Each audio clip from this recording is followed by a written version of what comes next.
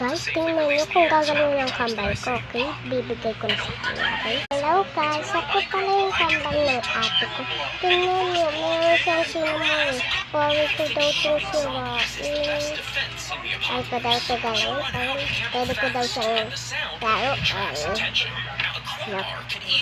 Nasisisi siya dito. Sa helmet.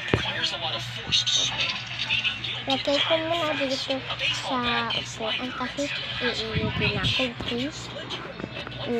Intayin nyo lang ako,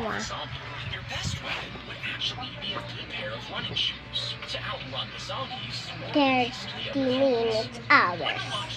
Hello guys, nandito na ako, karating na daw si ate. Oh guys, nakita nyo ba yun? Sinira ba ng kapatid ko? Mag-comment na lang kayo dyan. Babasahin ko yan. So guys, kasi yung bell ko, pwede ka din daw ito. Kasi sa kanya, malaki na nga yung sa kanya.